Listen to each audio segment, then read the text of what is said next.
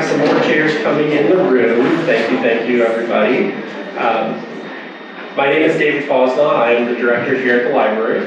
I wanted to thank you for using the room tonight, and I would be remiss if I didn't remind a bunch of people who are very interested in local issues that issue 23 is on the ballot this spring. It is a renewal, a 1.5 mil renewal for the library, and that's all I will say about that.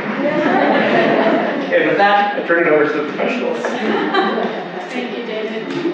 Hi, welcome tonight. My name is Deb Cocco, and I'm the president of the League of Women Voters of Lorain County.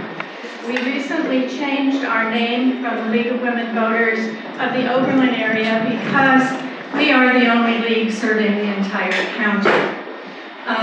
For those of you who do not know, the League of Women Voters is a nonpartisan, good government, grassroots political organization. We work to protect and expand voting rights and to make sure that everyone is represented in our process, in our democracy. The League does not support or oppose any candidate or party. Diversity, equity, and inclusion are central to our mission to defend democracy because every community needs to be empowered to vote, to express their opinions on what's going on in our local, state, and national government. This forum is also nonpartisan, and it's sponsored by the League to bring important information to you, the voter, to help you decide on how you are going to vote in the Oberlin primary. There are volunteers here tonight, as you can see. They are gathering signatures for Citizens Not Politicians Amendment. Leagues across the state are involved and working with partners, such as Fair Districts, which is a partnership between the leagues and Common Cause Ohio, as well as the ACLU of Ohio, the Ohio Council of Churches, the Ohio Voting Rights Coalition, and various Ohio businesses and other organizations to end gerrymandering in the state. The focus of the campaign is completely nonpartisan. The petitions do not recommend one party or the other because everybody in power gerrymanders. So if you have not signed a petition, they are here tonight for you to sign. I also want to remind you that the Ohio voter law, the ID law, is in place. And if you are going to vote in person, you must remember to bring your photo ID with you. Make sure it is unexpired.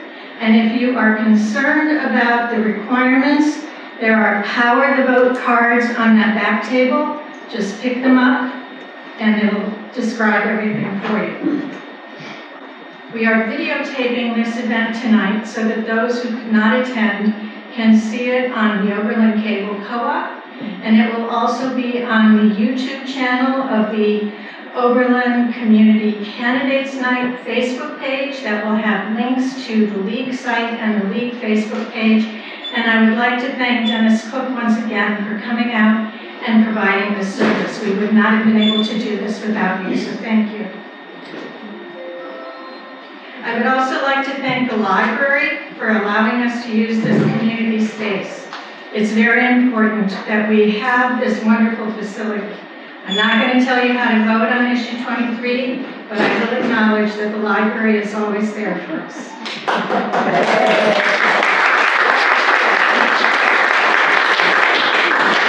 I would now like to introduce Farah and Emeka. She is going to be our moderator this evening. I have enjoyed getting to know Farah and working with her on various league activities, including voter registration, the Vote No in August campaign,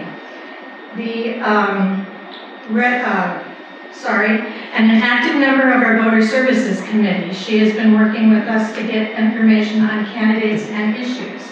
I also worked with Farah in getting signatures to put the Reproductive Rights Amendment on the ballot in November. She was out there gathering signatures. And this is just the tip of the iceberg of what Farah has given to make our community better. She is a practicing attorney with an office in Oberlin, and is in her 7th year as the prosecutor for the city of Oberlin. She's in private practice with the law firm Gertzberg Licata in the areas of probate, estate planning, and family law and litigation. The League is not the only organization that she shares her wonderful skills with. She is also president of the Oberlin City Schools Board of Education, chair of the Ruby M. Jones Community Scholarship Fund, and serves on several boards and organizations including Family Planning, Mad Factory, Community Connections, and she has served on the Oberlin Charter Review Committee. Not to mention that she is a proud 1997 graduate of Oberlin College, and her son is currently enrolled at Oberlin. So, she is also, on top of all of that, a professional dancer. So, Farah, turning it over to you.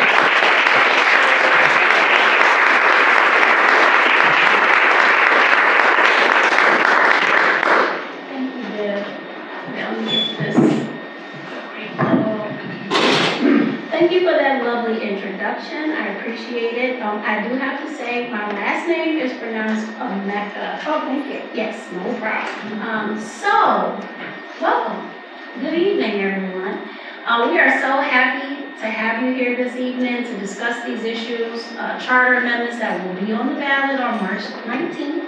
And if you vote early before then, specifically I want to say thank you to Cocco for inviting me to participate, the League of Women Voters of Lorain County, and also to Lady Slocum and friend Carlson, who will be our panelists and who will be discussing the pro and con issues for each one of the amendments that are on the ballot. I want to give you a little bit of background on how this all came to be. Oberlin has a charter form of government. That's our city's form of government.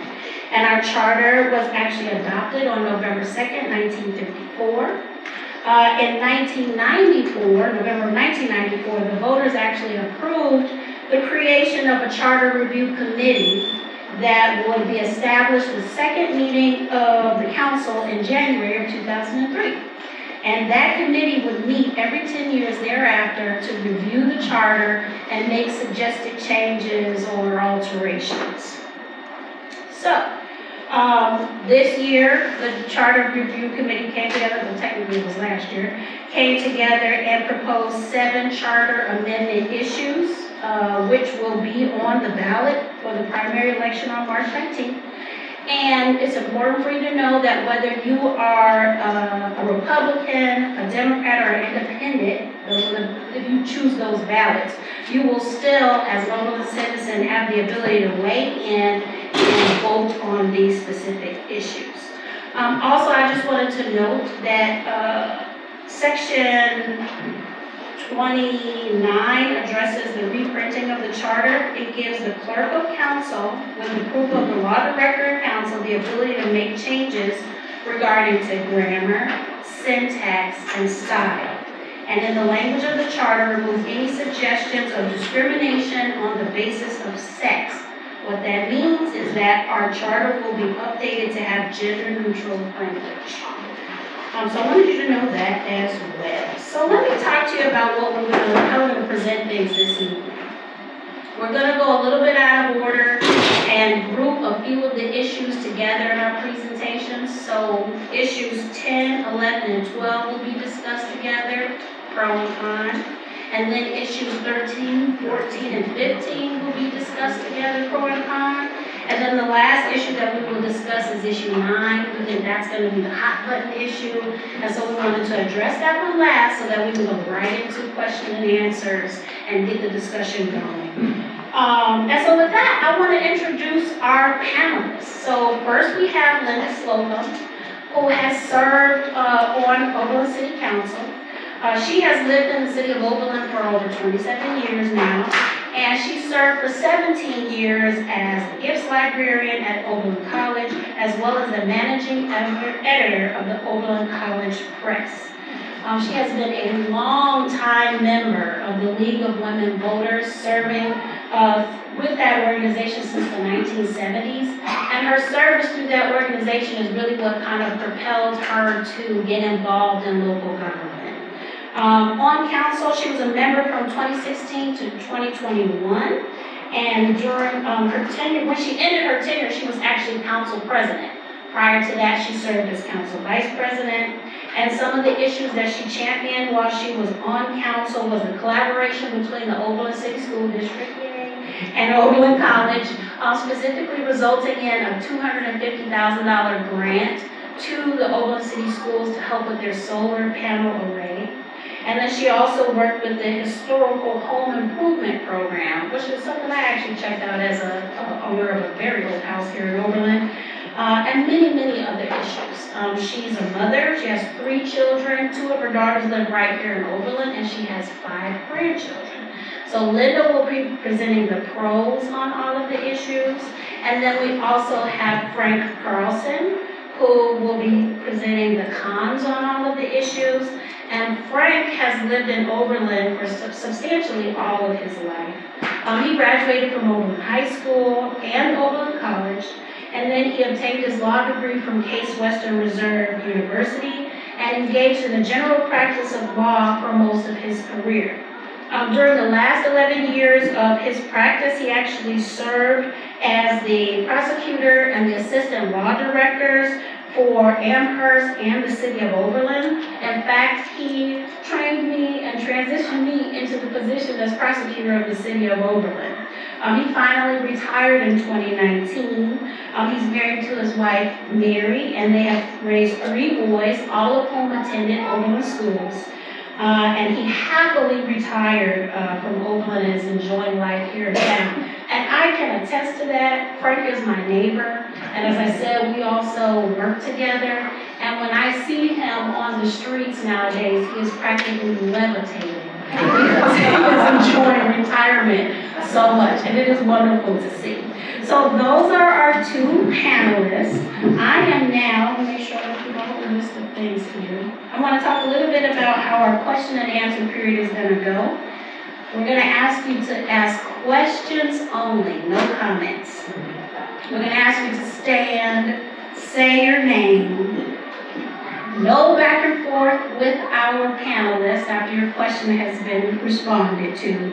And we will not do repeats because thankfully we have so many people in our community who are interested in these topics that this room is full. So we're going to give everybody a chance to ask their questions. I will interrupt you.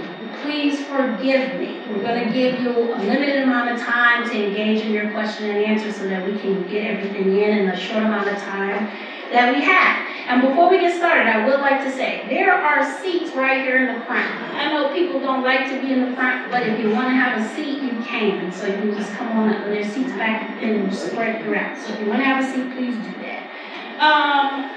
Okay, so now I'm going to turn it over to Linda Slocum to present the pros on the first set of issues. Thank you.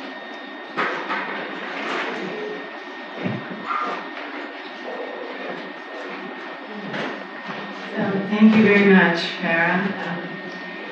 We're really happy to be here this evening and try to clarify some of these issues that are on the ballot. In addition to presenting the pros tonight, I'll be kind of giving a little explanation. As a matter of fact, on some of these, I'll just be giving an explanation on the issues to help make it a little bit clearer for you. I think something was sent in the mail, and I tonight will be projecting the red line versions. What you received in the mail as voters was the new proposed ballot wording, and I'll project the red line version so you can see a little better what was changed. And as Farah said, we're going to start with issue 10. Yes, with issue 10, and end up with issue 9. Issue 10 is from that same section as issue 9, section 3, but it's F, and it doesn't. The 4-year term suggestion is not impacted by section F. So I'll just handle the changes here. Sorry about that. Well, When you see section F, you will see that the only change, if you read the full text of what is to be voted upon and the original charter text, you will note that the only change is the deletion of the last clause. And the last clause says, and provided that said ordinance shall assure that the public is able to hear and observe the discussions and deliberations of all the participating members of council. The rationale for this change was motivated by the COVID-19 pandemic. When everything was shut down, council needed to find a new way to meet that would satisfy legal requirements. And that took time. At least one council meeting was canceled as a result, and new ordinances needed to be drafted to allow council to meet remotely. Making this change, and I'll emphasize this, does not take away any public participation rights, but it does allow flexibility in accommodating unforeseen future events and technological capabilities. No matter what, the city needs to abide by state laws, which include very robust sunshine laws. And that includes, public participation on that. Issue 11 speaks to section 7 of the charter. This section deals with the creation of new departments, offices, commissions, and committees. And when you look at the current section 7, the entire first paragraph is retained as it is, with the exception of inserting after the words "those established by the charter" with the words "that are intended to be permanent or required by law." The revisions distinguish permanent offices, departments, commissions, and committees which are established by ordinance from temporary committees and commissions which could be established by motion. This clarification in the language is particularly helpful to city managers if they want to create committees or working groups, for example, that have limited time frames, right?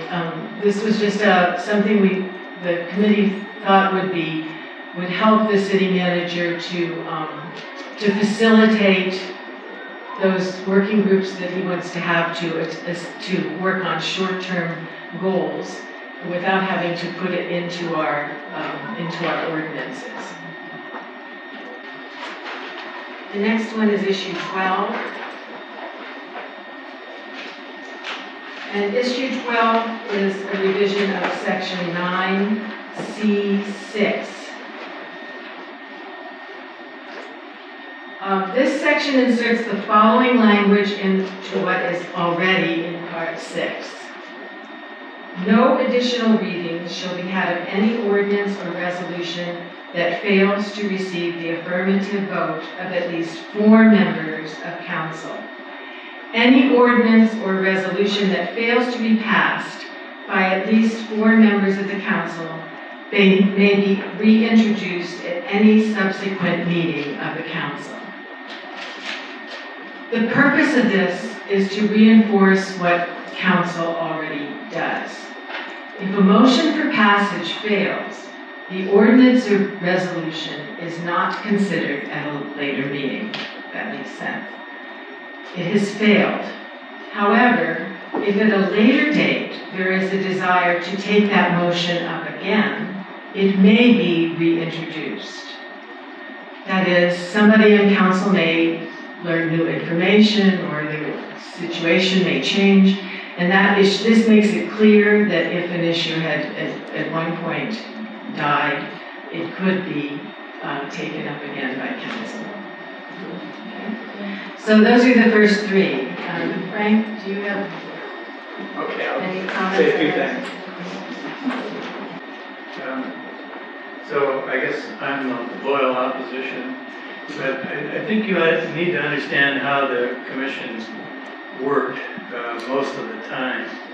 And that is that proposals for change to the charter would be made by somebody who's interested in the change. It might be somebody who is on council, for example. Or by the law director, because the law director, in his experience, determined that things needed to be tweaked and changed a little bit.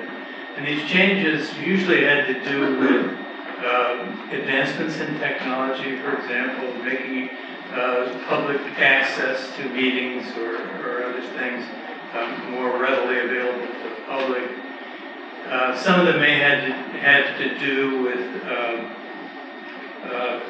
the city as a charter municipality being able to assert all of its independence from state law that it possibly could, for example. So in Ohio, we have what we call statutory law that defines, the powers and duties of municipalities. It also provides for charter municipalities. So there are statutory municipalities and charter municipalities. Oberlin is a charter municipality. It's decided it wants to go its own way. It doesn't want to be bound by Ohio statutes regarding the operation of council and so on and so forth. So what John has kind of very carefully done is to make sure, John Clark, the law director, that we were reserving to ourselves as a charter municipality as much authority and independence from the state that we possibly can. Now, there are some times when you can't do that the municipality, regardless, is constrained by state law. So when I'm asked to oppose or express opposition to some of these things, I have to tell you that for most of these things, there was unanimity among the Charter Commission members, and what we were doing is just cleaning things up. And I think that all of the things that we've discussed in this grouping are among those. We weren't food fighting or anything like that in the meeting room. We were just agreeing on what had to be done to make Oberlin a better place. So I can express no opposition to any of those issues. Thank you. Moving on to something that maybe it is the source of a little more discussion, and that's issue 13. Issue number 13. And I'll pull that up. So you can see right away we've changed the title of this ordinance. The proposed change is basically a simplification of both the process and the wording of this section. And it takes out the word emergency. If you've been on city council, you know that one of the main things that people complain about is that why are we always passing our legislation on emergency? Surely the purchase of road salt in April is not an emergency. But in fact, the term emergency is misleading. It means that it will go into effect immediately. Otherwise, legislation that council passes goes into effect in 30 days. Passage for emergency requires a 5/7 vote instead of a majority 4/7 vote. Otherwise, by law, the ordinance cannot be acted upon for those 30 days after passage. So, immediate action is often important, particularly when accepting bids for work to be done within a specific time frame. When companies make bids, they need to have a reply so they can work it into their schedule and that kind of thing. This change would allow that when timing is important, wording would be written into the ordinance, allowing it to go into immediate effect. And currently, wording is already written into the ordinance, allowing it to go into immediate effect. If the proposed measure passes by 5, 6, or 7 votes, then it would automatically go into immediate effect without needing a motion to elevate it as such. If it doesn't pass by 5 votes on the first, second, or third reading, then the clerk of council would remove the wording from the ordinance, and it would simply go into effect in 30 days. Okay, if something passes then by 4/7 vote, the wording would simply be removed that said it was an emergency measure, and it would just go into effect in 30 days. So it's making things just a little bit simpler and taking out that you probably have heard council members say, I move that we, I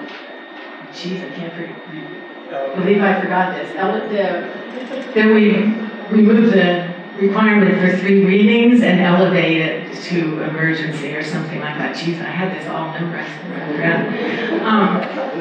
Anyway, that would no longer be necessary. We'd still have the 3 readings, of course. Everything would have 3 readings if it goes to 3 readings. And, I mean, a motion could be made to suspend the 3 readings as well, but it wouldn't be linked together, which is in itself problematic according to Robert's Rules of Order. So, that's issue number 13. And the changes up here are redlined. And then issue number 14. By the redlining, you can see we haven't changed all that much. Powers and duties of the city manager. The changes in this section are twofold. One, to remove the duty of reporting on finances from the city manager's duties. And that are listed in part 3. Because in practice, the finance director prepares and submits to council a complete report on the finances of the municipality, not the city manager. So it's just bringing it in line with current practice. Secondly, there may be times when the city manager is required by law to serve as a member of a board or commission. For example, the Treasury Investment Board was created by ordinance and includes the finance director, the city manager, and the law director.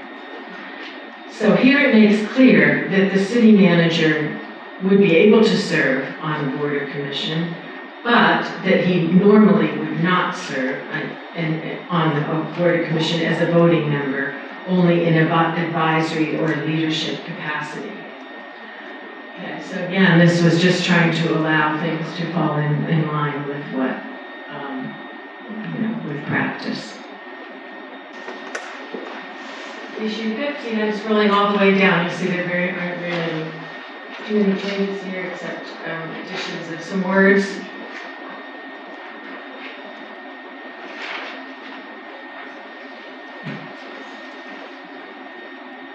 And this relates to what Frank was talking about with trying to strengthen our position of home rule. And section G of this section deals specifically with the Civil Service Commission. So one of the law director's ideas was to maintain and assert Oberlin's right to home rule. And this is particularly important as state government often seeks to limit former ways of local self-government. And so adding a short paragraph to this section helps to do that. The Civil Service Commission shall have the authority to adopt rules and regulations to govern its proceedings and to fulfill its duties, which may differ from state law.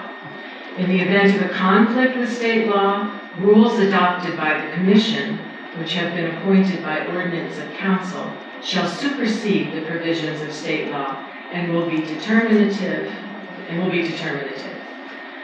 The portion of this sentence shall comprise a position not specifically included by this charter as the unclassified service is taken out because it is redundant. And otherwise, just the term test is changed to examination in the beginning of the second paragraph. To arrange for is added to conduct. Examination is used rather than test because it's consistent with the state constitution. Okay. So that concludes up to number 15, and now we're going to circle back to 11, right? I'm getting to 9, sorry. So there was some discussion about this in particular. I don't know how many of you are familiar with the concept of an emergency ordinance. It, I think historically, is an ordinance that was passed because they had to do it because of some emergent circumstance that required immediate municipal action. I think that historically over time, the concept of emergency ordinance has been used rather broadly to pass ordinances when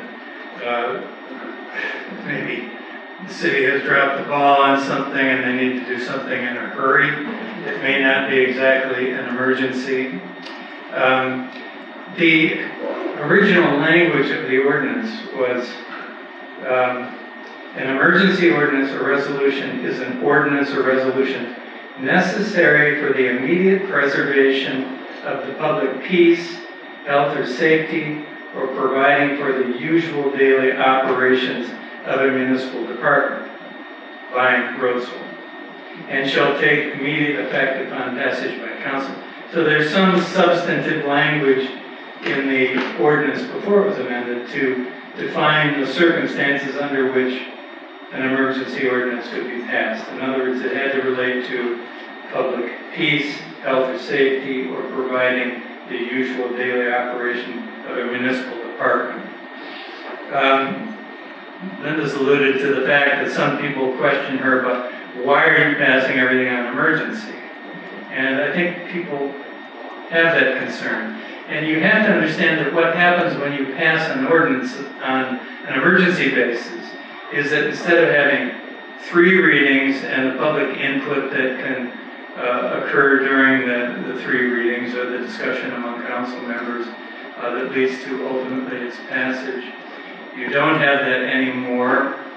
And perhaps most importantly, when an ordinance goes into effect on an emergency basis, it does so immediately, and there's no right of referendum. There's no right of referendum. A normal ordinance doesn't take effect until 30 days after its passage, and if somebody doesn't like it, they can circulate petitions, and the matter will go on the ballot. Now, when the concern that I expressed specifically in connection with this, and I'm not saying that you shouldn't vote for this change, but I think you should be aware of this discussion, is that they have totally eviscerated any standard for what you consider an emergency by saying, and for any other reason determined by council.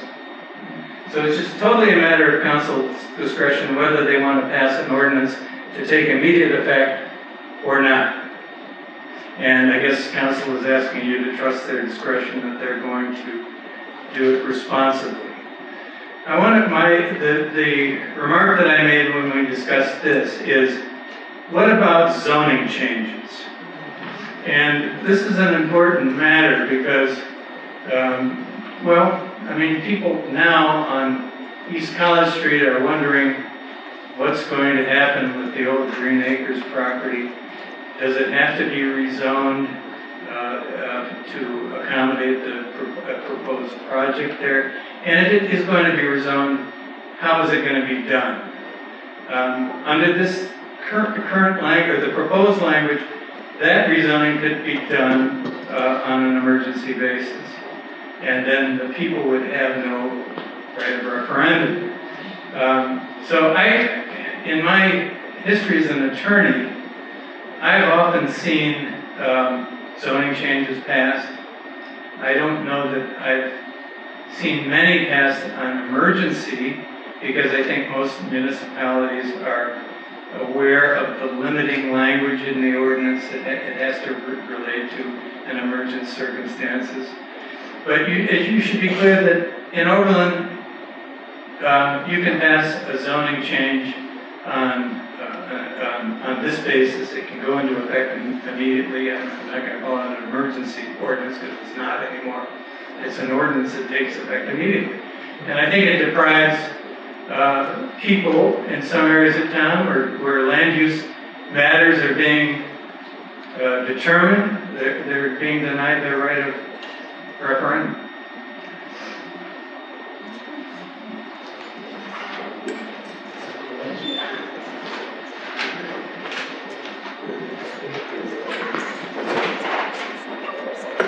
Okay, now we'll start with issue 9. Go back to issue 9.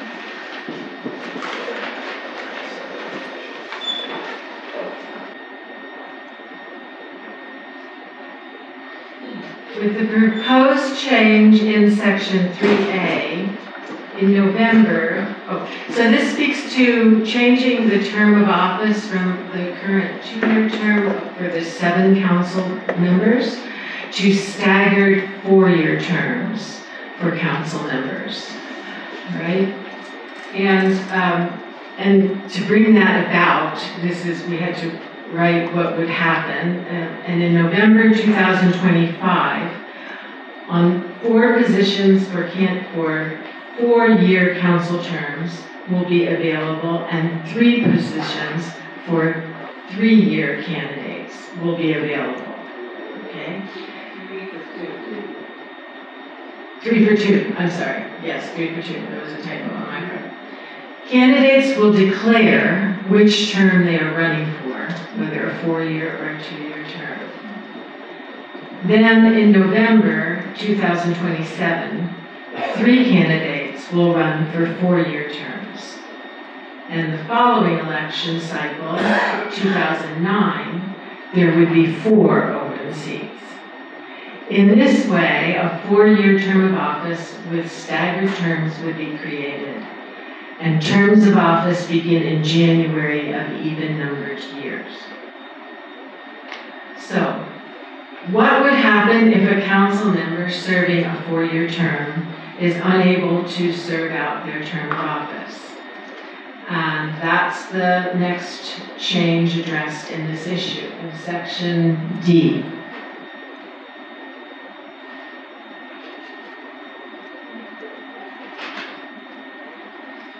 Section D addresses vacancies. If a council position becomes vacant for any reason during a term, council fills that vacancy by a majority vote of the remaining members within 60 days. Currently, that appointment would be until the term expires of the person who had been elected to that term.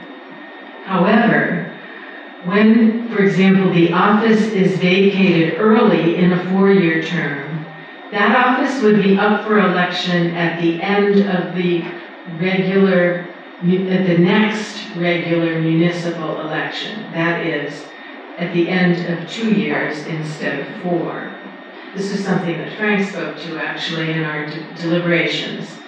The approach is taken in order to make the position more democratic. That is, not as much time would transpire with the office being filled by an appointed person instead of an elected official.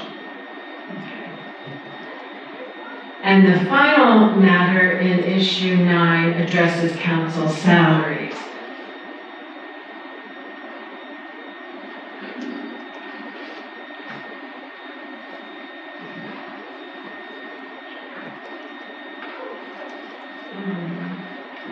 Section E assumes a staggered 4-year term and addresses the procedure to determine the salaries of council members.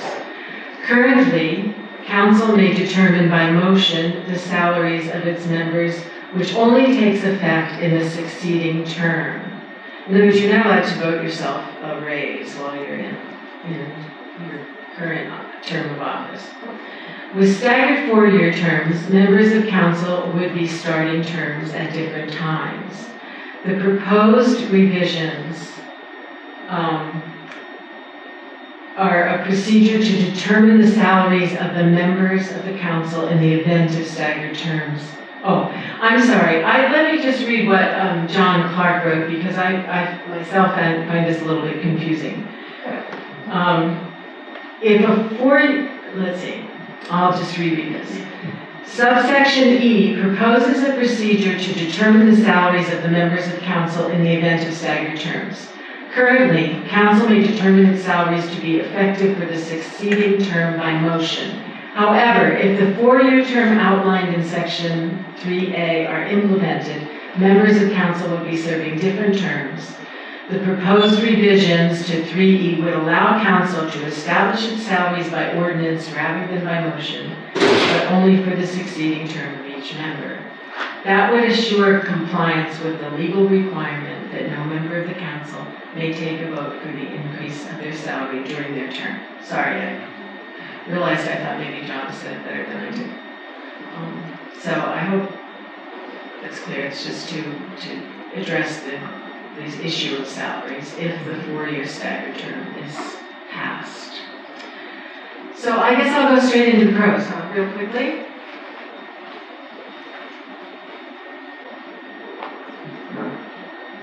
Okay. A 4-year council term has been talked about for a long, long time. I think anybody who's ever been on council has been somewhere in a discussion of wouldn't it be nice to have 4-year terms. And so I think the committee decided, well, now might be a good time to try it. And you know, if it doesn't work out, there's a charter review every 10 years, and council can also put a charter amendment on the ballot, so we're not stuck with something if it's a bad idea. But many of us thought it was a good idea. It creates continuity and institutional memory because you have the overlap in those serving. And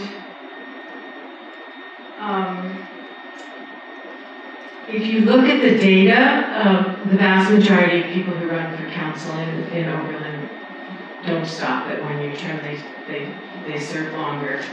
So it didn't seem like length of term would be prohibitive for folks.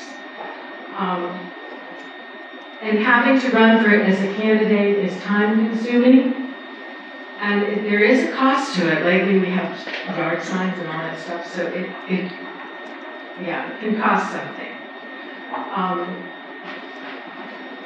The 4-year term seems to be, the staggered 4-year term seems to be the tenure of choice for most municipalities like us, or a lot of municipalities like us. And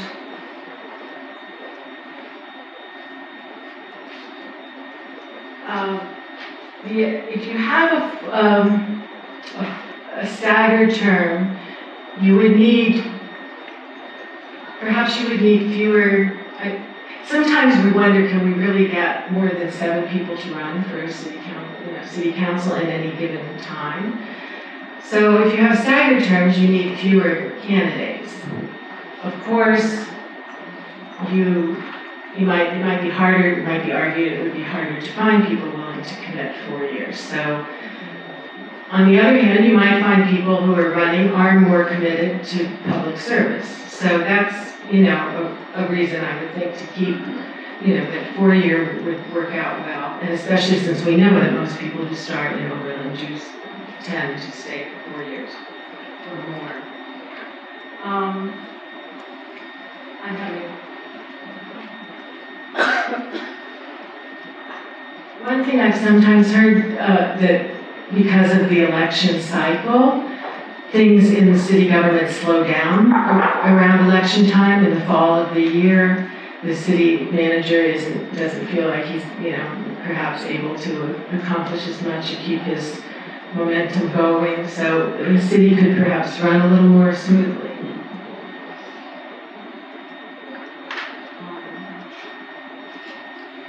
I think probably a lot of people would say, some people might say that, well, if you don't run every 2 years, you're not staying as up to date with you're not staying as in contact with the electorate as much. But I think in a small town like Oberlin, I can assure you, everybody talks to council people all the time, and I don't think the election season is that critical for people communicating their ideas with the city. And the question is, what about if we get somebody into council that we want to, that we don't really want to have for a long 4-year term, and the 2-year is easier to get rid of them. There are ways in the charter to remove people from office. If you can, ways to do it. There's even a way to have a petition and a vote to remove someone from council. So that could happen whether it's a 2-year term or a 4-year term. Okay, and Frank?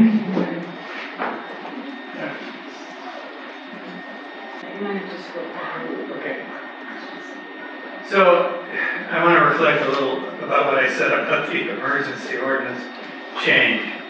I don't mean to imply that because they changed the language of that ordinance to include the phrase, or for whatever other reason council may approve, that they couldn't do certain things on emergency before that, such as zoning change. They did do zoning changes on an emergency basis before this amendment. My objection is that this new additional language kind of abandons any pretense about it being an actual emergency. So, okay, I don't want to misrepresent it. The 4-year staggered term was the issue that we debated more than any other on the commission, as you might suspect. And there was, fairly lively debate about it, none of it acrimonious. But what I've done is I've gone back through the minutes and picked out arguments that were that were actually made at these meetings.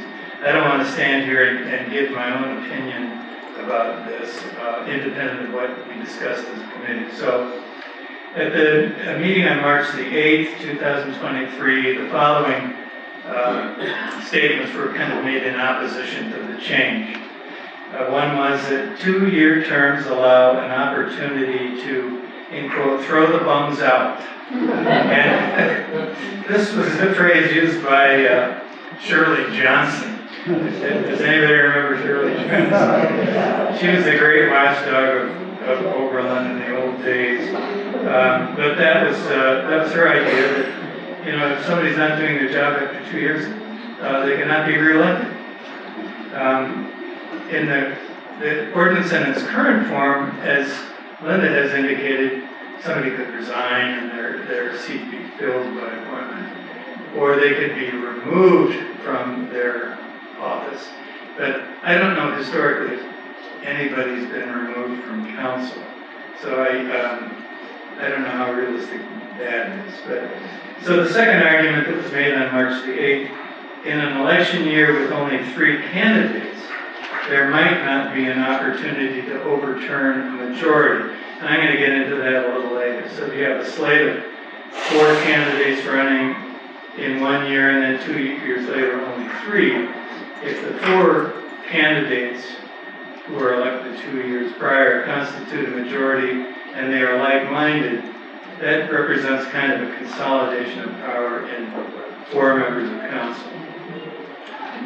One of our commission members expressed the thought that younger people may not be interested in a longer commitment, such as 4 years. So his concern was that we want to kind of bring in some young folks into this process and not the old hands who have been involved in everything in Oberlin for years and years and years. This is probably a corollary of that. The argument was made that a shorter term, such as 2 years, may get more people to participate. And then we discussed the matter again on March the 22nd at the meeting. I think we decided at the prior meeting that there might have been some people that weren't there, and we wanted to have kind of a broader participation in the matter. So on March the 22nd, the argument was made by me.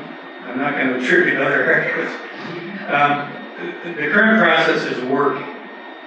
Candidates tend to get reelected if they're doing their jobs properly. Another argument was running every 2 years should not be too big of a burden to those interested in the job. I don't know what precisely is, well, I can imagine some of the things that are driving the proposed change, but I think one of them is that people on council don't like to run every 2 years. It's too much of a hassle. Balance that against the interest of the public in voting on a candidate more frequently than not. If a candidate is not successful in running and is still interested in serving on council, he or she need only to wait 2 years to run again. Now that's not, I don't know if that's a compelling argument, because you can still wait 2 years to run again, only you're running for 4 years instead of 2. The argument was made on March the 22nd that new candidates can learn the ropes within a single 2-year term from their peers and from diligent effort, basically. So I know one of the arguments in favor of the longer terms is that there's going to be a learning curve, and 4 years may be more appropriate to climb that mountain than 2. So those were, at least as reflected in the minutes, some of the arguments in opposition to the 4-year staggered terms. And then I have some of my own.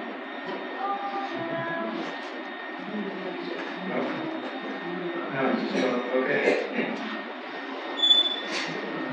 The idea of electing a majority of council every 4 years is problematic. And then these are somewhat humorous. What if 4 MAGA candidates were elected? Or 4 Christian nationalists who wanted Oberlin to become a Christian municipality? Those are far-fetched, I know, but a more likely example might be that you have a slate of 4 candidates, and they are extreme environmentalists. Environmentalism is a good cause, but they're not as interested in any other municipal issues. In other words, what the concern is, you have 4 people running as a slate who have an axe to grind one way or another, and they get elected, all 4 of them, just as county commissioners a few years ago who ran on the slate were elected. And you end up with a majority that you may not be happy with. My second argument here is members of the United States House of Representatives are elected for 2-year terms, senators for 6. It is not called the House of Representatives for nothing. Electing council members to 2-year terms is more representative in this sense, and each member must be approved by the voter every 2 years. I think, some of these arguments are just clear on their face. The Oberlin Charter vests unusual powers in its council. And I guess to see this, you'd have to know what other charter municipalities do and what other statutory cities do. Statutory cities, you have a strong mayor, you have an elected law director, you have an elected finance director, you may have an elected safety service director. But in Oberlin, we've chosen a form of government that, in which council kind of holds the majority of the power in its hands. I think it's in Oberlin as a community, it is distrustful of power that is not carefully constrained. Electing a new council every 2 years is one way of making sure that the people have a direct control in the makeup of council. So it's kind of filtering power from the hands of council, which is a great mechanism, I think, for running a municipality and diffuses power among the 7 members of council. But the final arbiter are the people that vote. And if it's not too much of a hassle, why not vote every 2 years? I personally feel that the days of not having enough candidates to run for council are over. And one of the reasons I say that is that in the old days, council was scarcely paid for its effort. Now, even though some might say that they don't get paid enough, they get paid a lot more. So I don't think, not everybody runs for council because of the money, but you may run for council because the money isn't bad, and I'm willing to donate my time for that reason. My final point is kind of a question. Who is pushing this proposal? Linda noted that there are a lot of people who have been talking about changing. Well, I was chairman of the Charter Review Commission 10 years ago, and this issue was not raised. So people are raising the issue, and I think on the Charter Review Commission, the primary people raising the issue were current or former members of council. And they may have been doing it for very good reasons from their point of view. I don't mean to denigrate their thinking about it. But I think it's, if I'm on council, boy, I think I'd rather be sitting there for 4 years than 2. There's a little more job security there. And so whose nest is being tethered here? Is it the people in the city of Oberlin? Or is it people that are really interested in being in the city council? Maybe one and the same. Maybe the interests are the same. I can't say it. But those are some of my thoughts. That's some of the history of our discussion, and I hope we can open it up. Yeah, you can. So, it is now 7:32, and we want to give you your opportunity to ask questions. So what we will do is just please remember, ask questions only. Please stand and state your name. We do not have a microphone to pass through the room, so please speak up clearly. Ask your question, and then I am going to time the responses. So please try to keep your question concise, and then I'll try to time this response so that we have enough time to get everybody in, okay? So, yes, we're going to start right here with Janet. Hi, I'm Janet Garrett. My question is, what happens with any of these issues that fail? Does the former language just stay the way it is? That's my understanding. Yes. Thank you. And then Jessa, got her hand up behind Janet. Jessa New. I have a question with issue 9. Should it pass, did the Charter Review Commission discuss how that next election would be sorted and take place? Would everyone have to choose between running for the 4-year term or the 2-year term? How would that be figured out?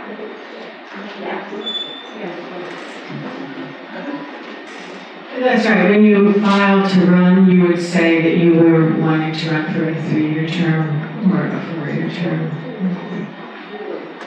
There would be, what was it, 3 2-year terms and 4 4-year terms at the next election. Right here. Luis Fernandez. Speaking to going back to the same question, suppose everybody says they want to run for 4 years, then what do you do?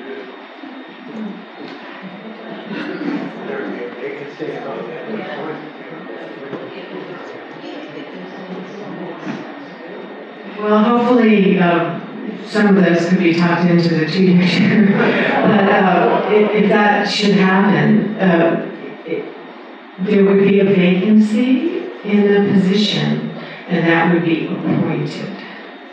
Okay, but that happens anytime there would be a No vacancy. repeats, not yet. So, yes, here.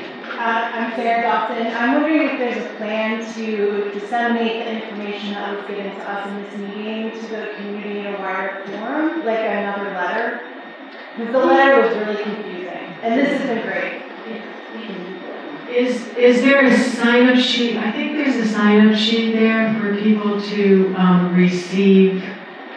We have an answer. I have a question. So I can give just a little answer to that. Oh. The law clerk did write up kind of a succinct version of all of these items in more plain language. It is posted now to the front of the city's website. Okay. So you can reach it pretty easily. And so hopefully, you can find your way there. So it's a little bit easier to read that. Yeah. Okay. Also, that link will be on the league website as well as the league Facebook site and the Oberlin Community Candidates site. So there'll be a lot of places to find that summary language. Great. Thank you. Will that include the red one? Oh, No. And that's what we could send out. okay. Well, if you want to provide your email address to us, we can provide you with a copy of the red line version. That will be coming from us. For the league. That will be coming from the league. Yeah, I saw lots more hands, so. What is it? reason why I come on, for all of these except issue 9, for 10 through 15, if we vote no on all of them, will anything bad happen? No, so as was answered for the previous question, the language will just stay the same as it is right now in the charter. No changes. The bad that would happen is that in some cases, our practice does not go with what what it says, so we'd be in conflict there a little bit. But it wouldn't be a lawsuit. Question here. Dennis Cook, do we currently have term limits? We do. What are they? It's five consecutive terms, so they're 2-year terms, that's 10 years total. And then, you go off, after you go off of one term and then come back and start all over again, correct? And with the new one, it would be 3 consecutive terms, that's a total of 12 years if you're in for your term. I thought I saw, yeah, oh, well, wait a minute. No repeats yet, I'm sorry, we gotta make sure we get all the other hands, hand over here, please, yeah. Liz Burgess, would section 9C allow a motion to be reintroduced and reconsidered indefinitely?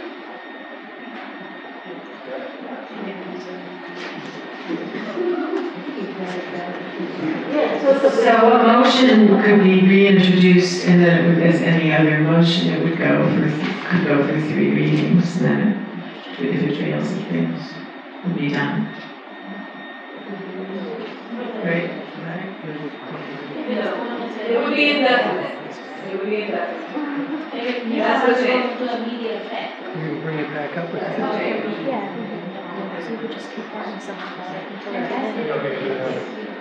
Yes. It could be done And every single meeting for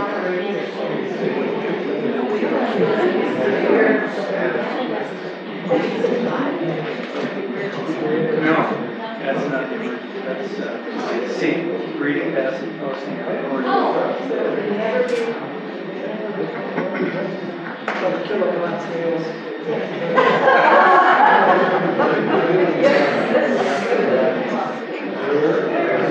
working on an answer to that one. They're analyzing it according to what you guys are saying. Other questions?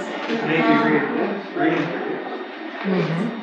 Ms. Schultz, the number 15 about home rule, what do you expect might be decided to make that change? Or what issues does that refer to? All rule issues? Number 15. What issues are decided under the home rule?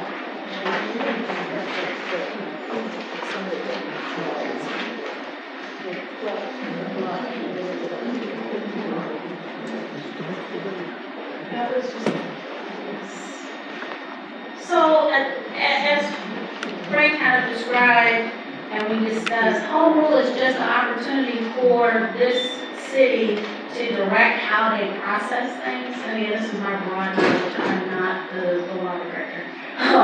But, so it preserves our ability to kind of decide how we're going to go about doing things in our city. To the extent that we can. As Frank said, if we bump up against certain statutes of the state that we can't, get around, then we won't. But this preserves our ability to rule our own city. As I recall, the interest here was specifically with the Civil Service Commission. It gave a specific instance where we could put in there that strengthen our ability to go by our laws instead. And it's very specific in 15, but it was part of the general mentality that we looked at the charter as how can we keep this as a strong charter community. There's an example of this Civil Service Commission that in there that I think that, and I don't want to say it wrong, which is why I'm hesitant to say it, but it has to do with if 3 people take a test, the state law says you have to hire, it specifies which one you have to hire, like the one with the highest rate. We're maintaining our right to, or the ability, let us say, I don't know if this is correct, something like, we get to choose from among the 3 candidates who we think is the best fit. We don't have to take the best. So it's just simply saying where there might be some difference, we're gonna keep doing it our way, or we're gonna do it our way. Yes, in there it said that the ordinance must comport with the Constitution of Ohio. Republicans are hell-bent on taking home rule away, and they're doing that by statute. So how does this work? Well, so more broad strokes, like Linda said, we're trying to strengthen our home rule where if our ordinances bump up against the statute and the law supports that we get to choose, then our home rule will win out. But there will definitely be instances where when you put the 2 things side by side, the law will not support our home rule winning out over the statutes. So that's what we're trying to strengthen it. And yes, it is being chipped away at through, politics and then also case law and people suing in court litigation. So it'll be what it is based on that. That's Gary. Good government, I'm Bill Washer. Good government practices for corporations have resulted in the replacement of staggered terms of directors for the entire slate standing elections each year. What's so special about Oberlin that it proposes to go to opposite direction? The question is that in the corporate world, there are entire slates of directors that have to run again. What's so special about Oberlin that we would not need to do that? That was my paraphrase. I'm not going to try to answer that question myself. The pros have been presented. It was an issue that has come up over the years, and the Charter Review Committee decided to put it to the voters. And it's your decision. It's basically on the ballot for you to decide if you want it or not. I'm not advocating for or against it. So we just put it out there for you. Other questions? Anybody who has not asked a question yet? Yes, please. Just out of interest, instead you could get this staggered term by using 2-year and 1 year instead. Did anyone even raise that possibility? If they so believe in staggered terms, 2 and 1 would do it just as well as 4 and 2. I'd like to speak to that if I could.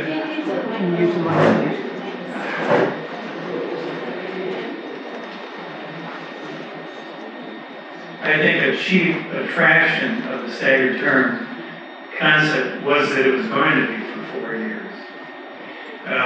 You could do staggered terms of 2 years and have an election each year. I don't know if we discussed this, but I think it might have been raised, and people thought, well, that's just too many elections. People are getting tired of having a council election every year. So that's my response. Oh, okay. Linda has another take on that. Yeah. I think those are general elections. Every 2 years, we have to pay to have local elections, municipal elections on the general election ballots and that kind of thing. So there's a lot of other complications. And then just basically, the idea was that, people didn't want to have to run as much, so that doesn't address that at all. Here. Am I allowed to? One question, and you can say your name and your last. Mary Tice, and I guess I'll ask the question about how much time will the council save so that there will be more opportunity for public participation by eliminating this emergency language? Is there a sense that there will be more time at council meetings for public participation if there isn't so much time spent on the repetition of the emergency language that happens at these meetings.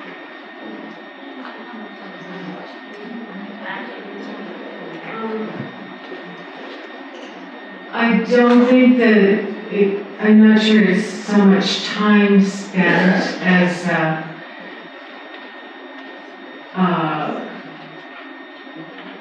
now we read it, it's read at the readings, right? That would stay the same for the readings. The only thing that would change is that the clerk would have the power to just take that language out if it doesn't pass by 7. And that emergency language would not be in every ordinance, okay, as it is not now. It's just if the council would want it to go into immediate effect, they would write that initially into the, as we are doing now, to write it into the ordinance. So it's just a more of a clerical change there. So, if you have not asked a question yet, please raise your hand high. We have one person here. Thank you. Hi, Moderator. I'd like to get clarification about on these ordinance. You talked about the switching to Zoom and other technologies because of COVID and so forth and so on. It was my understanding that before COVID, that if you were on a commission, you had to, if you were a member of the commission, you had to show up in person. And I don't know, it's not so clear to me whether these new ordinances address that issue. So the question is, does the ability to appear virtually allow commission members to appear virtually? Right, we've already allowed that forever now, so that if any given commission meeting has some people sitting there in person and some people always on Zoom, or are we going to reverse that to practice those rituals? Well, I mean, it's my understanding that it allows it as an option ongoing always. Is that, anybody want to add anything to that? You don't know? Yes, that's correct. I know that for the charter review committee, we did, we met in person and virtually, and it kind of helped for people who were traveling or sick, because we did have folks who got sick to still be able to participate. So that's why the change is being made. Farah? Yes. I'm passing around a clipboard, and if you sign it and put your email on it, the lead will send you the red line copy that we had up on the screen tonight. We'll email it to you. So, yeah, the clipboard is for you to put your email, if you'd like a red line version, email it to you on the League of Women Voters. Anyone else who has not asked a question yet, please raise your hand high. I'm going to go to the folks who want to ask second questions, and then we're going to wrap this up in about 5 minutes. Do we have 5 minutes? Okay. Yeah, the library closes at 8. Well, it closes at 8? About 8:30. 8:30? Yeah. Okay, So that's what the board says. Go ahead. Mr. Hernandez, this is not really a second question, it's really going back to my first question. I heard you say, if everybody who runs for the next election says they want a 3-year term, then only 4 of them are going to get elected, and 3 positions will be held vacant. 2-year positions will be vacant for the next 2 years. Is that correct? That's what was said. That's what you said. I thought it was. They would be appointed by council. They would be appointed by council by the 4 people that are elected. That's correct, that's my understanding. It doesn't say that in the ordinance, I'll just point out. There's nothing. It says that in the ordinance within 60 days, there's an appointment by council members if there's a vacancy. No, but about the fact that 3 positions will then become vacant. I didn't see that in the language. Well, there's a provision on vacancies and how you fill them. And council in the past has had elections where there hadn't been 7 candidates. And they. Oh, so that's how, okay, so that's how you're. Yes, correct. There aren't enough people. So Yeah, 3 so positions, if you don't want those, nobody wants those, then in fact, it runs. Okay, I understand. That's all. Mary? Yeah, one other question about if, so I know this, in its past term, we had 2 council members who had to leave their positions early.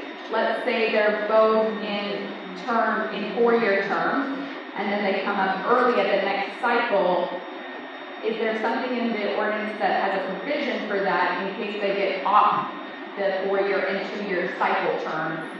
Do you then say you come up with 2-year terms again in case it's both of those people, or 4-year terms, for instance? Yes, the way the ordinance is worded, so let's say the person would resign in the first year of their term, of their 4-year term. Okay, council would appoint somebody who would serve out 1 more year till the next election comes up. Right, so I'm thinking. At that point, that person would run for 2 years to put him back into sync with the 4-year term. Aliza Weidenbaum, for issue 10, what is the actual issue at stake?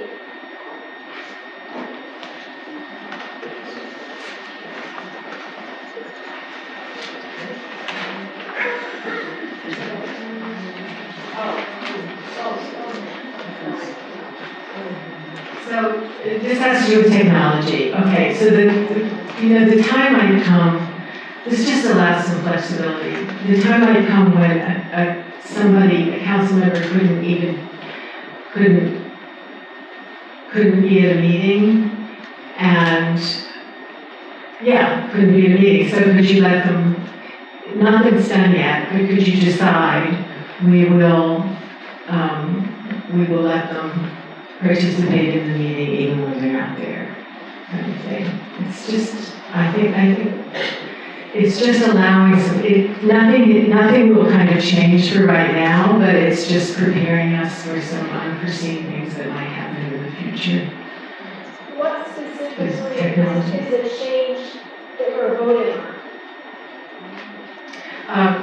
Commission, let me show the red line. This is section 3F.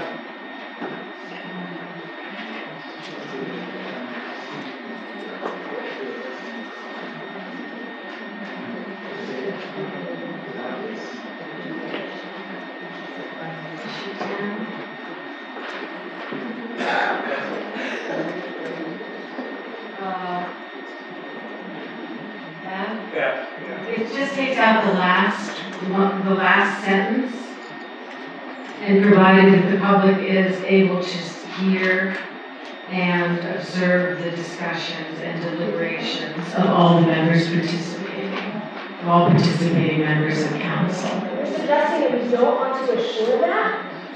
Okay, we weren't trying to have like a back and forth, so I know, but when we finish with the question and answer section, if you want to go up to one of the panelists and have this conversation, feel free, or anybody else in the room. And as I said, the sunshine laws are in effect. I think it's suppose not every member of council is there, and it's a Zoom session, you can't see, I think it's just thinking about that things might get more complicated. And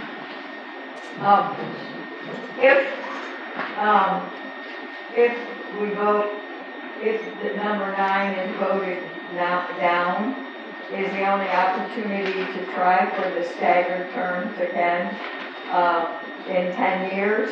There's no way this can happen through ordinance. If we have to wait another 10 years to make that happen. that's correct. No, that's true.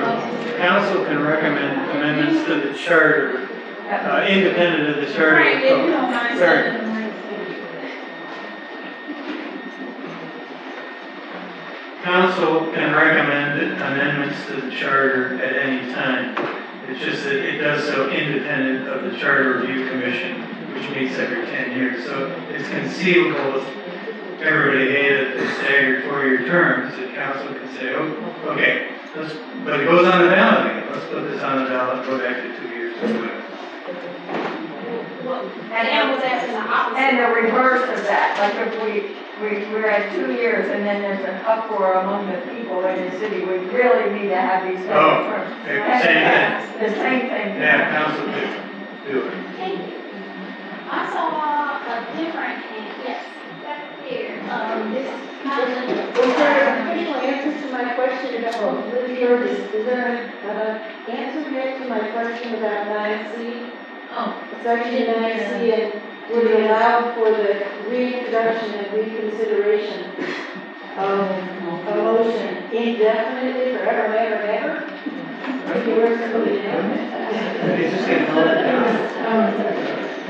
Well, in theory, yes, but in practicality, things aren't brought up in the first place unless it's anticipated that it's going to pass. So, but that is a possibility. yeah. Thank you, Farah. So may I just put in a plug or a suggestion that if anyone wants to see a deep dive on discussions that the Charter Review Committee had, those meetings were recorded, they are all posted at the city's website, so you can go and see what members were deliberating over in very real detail. I thought, yes, question here. Lauren Hoffman, I'm with the Chronicle Telegram. I had a question on 10. It was my understanding when I was talking to the law director that if this passes, there would not be required to be the meetings available on Zoom. Does that have anything to do with this, or is it more just people are allowed to still be able to Zoom in if needed? I know it was some confusion when we were trying to figure out exactly what it meant, and I don't think it clicked for both of us. Yeah, when you say us, you mean you and? Me and John Clark, the law director. I mean, the law directors, I cannot answer that question.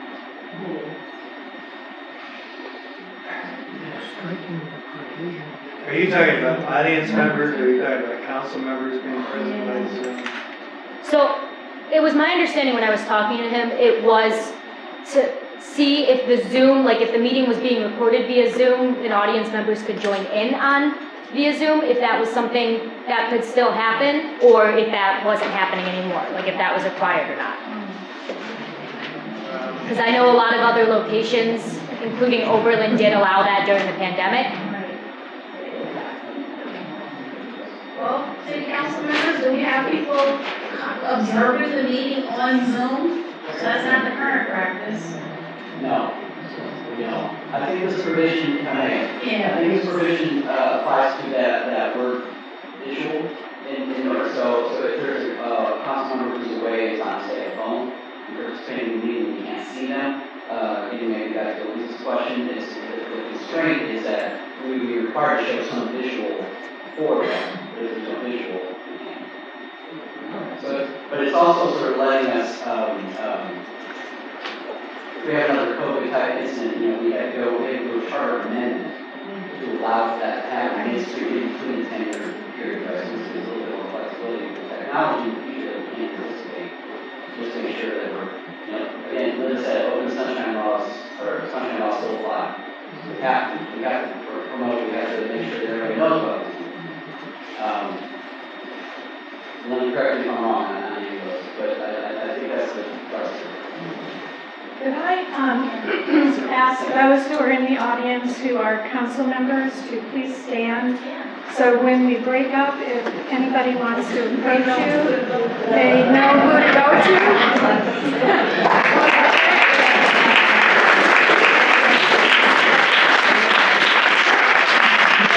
It is now 8 o'clock. Is there anyone who did not need to ask a question, that has a burning question that they want to ask? Okay, and I see Linda's hand, so we'll end with Linda. I have one more question. I understand that the review committee did talk about 3-year terms, and I wondered how they reached the decision for the 3-year or 4-year staggered terms. I don't recall Yeah, we 3-year didn't. term discussion. Yeah, we didn't discuss 3-year terms, so not sure. Well, thank you all so very much for your questions and for participating. This was a great group. And I'm going to turn it back over to Deb to close us out. Two things I'd like to remind people. I just want to thank you all for coming. This gives me great hope for our elections. So vote. If you are voting absentee, the last day to request for absentee ballot is March the 12th. And we have absentee ballots here if you want them. If you are voting in person either early or on election day, look at your photo ID, make sure it is not expired. Because if it is expired, you will not, you'll have to vote provisionally and then go to the Board of Elections and correct it with a new license. There are many contested races this primary election on March 19th. The county sheriff, the county commissioners, and county recorder. So look up your candidates and try to decide how you're going to vote in addition to all of these wonderful issues that you can find on the summary page at the Oberlin City page. And as I said, the links will be posted on the league sites. So thank you all. Thank you to the panelists. Thank you, Linda and Trent, for putting all this information together. Yes, absentee ballot applications, not the ballots. I've been corrected. Thank you, Reese. So thank you all, and thank you for being here.